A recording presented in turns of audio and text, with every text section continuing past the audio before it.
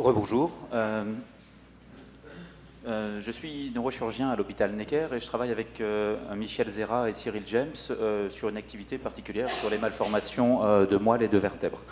Dans ce cadre-là, nous rencontrons des femmes enceintes qui ont un diagnostic anténatal de malformation de moelle.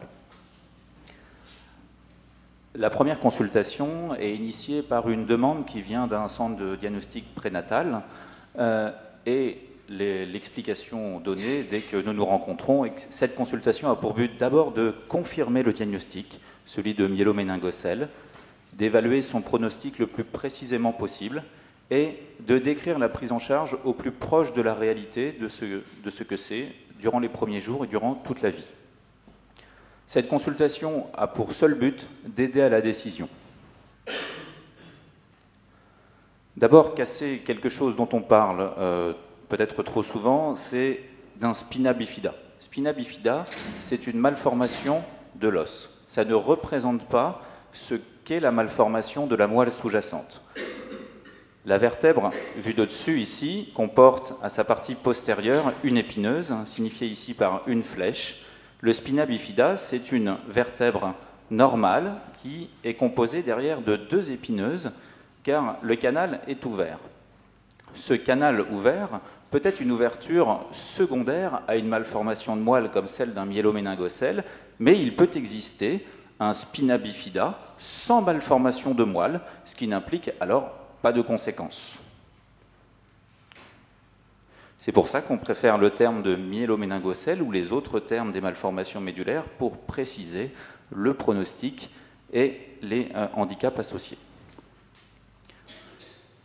Voici les dessins que je présente habituellement en consultation et que je fais devant les parents.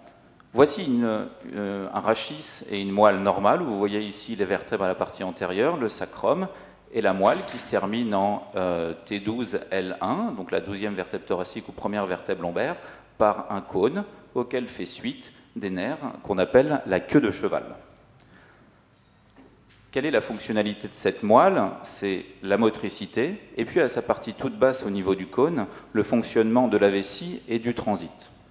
Cette notion est importante car en fonction du niveau lésionnel, comme on en a parlé, on a un niveau moteur plus ou moins atteint et une atteinte vésicale et du transit systématique. Voilà comment arrive le myéloméningocèle. C'est durant l'évolution embryonnaire. Au départ, l'embryon est comme un sandwich. Et à partir de la couche externe, va se former à la fois la peau et à la fois la moelle épinière, ce qu'on appelle au début le tube neural.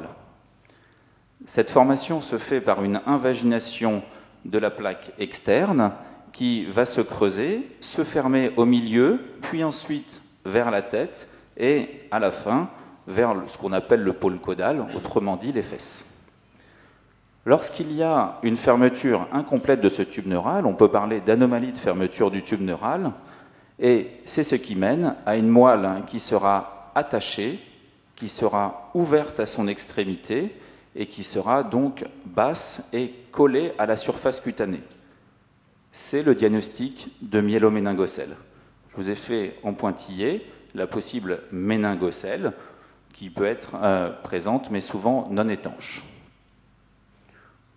L'absence de construction normale du cône médulaire implique des troubles de vessie et du transit systématiques. Ces troubles de vessie et du transit sont à type rétentionnel, ne surviennent pas forcément les premiers jours de vie, mais au moins les semaines suivantes ou les mois suivants, et nécessiteront une prise en charge pour vider la vessie afin d'obtenir une propreté aidée et de protéger les reins, et d'aider à une vidange fécale pour permettre aussi une propreté aidée et un confort supérieur.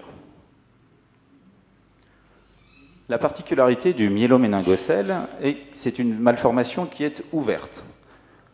Le cerveau, le tronc cérébral, la moelle épinière baignent dans du liquide cérébro-rachidien ou liquide cérébrospinal. Normalement, dans un vase clos, il est fabriqué au niveau des ventricules, il circule ensuite partout autour et est résorbé au niveau cérébral, au niveau des veines, directement par ce qu'on appelle un mécanisme de résorption sur des granulations. Le caractère ouvert provoque une fuite du liquide cérébro-rachidien et donc un courant continu du haut vers le bas. Ceci a pour conséquence la formation d'une anomalie de Chiari avec une descente du cervelet. L'habitude de comparer ça à un arbre qui aurait poussé en plein vent. Il pousse, mais il pousse penché. Ceci donc, est un signe de diagnostic de malformation ouverte, et cet effet à la fois mécanique de bouchon plus le mélange du liquide cérébro-rachidien avec le liquide amniotique peut créer une inflammation et concourir à l'apparition d'une hydrocéphalie. L'hydrocéphalie, c'est une résistance à l'écoulement du liquide qui provoque une surpression du liquide céphalorachidien au niveau cérébral et donc qui trouble le fonctionnement cérébral. C'est cette hydrocéphalie qui met en jeu le pronostic cognitif et donc l'autonomie plus tard du fœtus devenu enfant puis adulte. Quel est le parcours à la naissance? C'est ceci qu'on explique lors de cette consultation anténatale. C'est d'abord une naissance avec une prise en charge en néonatologie pour être rencontré dès les premiers jours de vie par une équipe de neurochirurgie qui va réaliser dans les 2 premiers jours une fermeture de la malformation. Cette chirurgie est dite palliative car ça n'a pas pour but d'améliorer le pronostic neurologique. C'est pour éviter ou limiter le risque des infections type méningite. Il peut y avoir dans les jours suivants l'apparition d'une hydrocéphalie ou dans les semaines suivantes ou parfois les mois suivants. Et cette hydrocéphalie peut nécessiter la mise en place d'une dérivation ventriculo-péritonéale. Une prise en charge urologique dès la phase néonatale est aussi nécessaire, avec un suivi toute la vie pour ces problèmes sphinctériens de vidange vésicale. Pareil pour le suivi des problèmes du transit. Une prise en charge orthopédique est aussi nécessaire.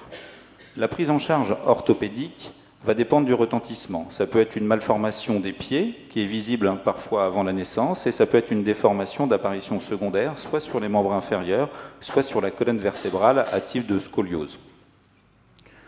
Une prise en charge globale en médecine physique et de rééducation est aussi nécessaire, depuis la phase initiale et pour toute la vie.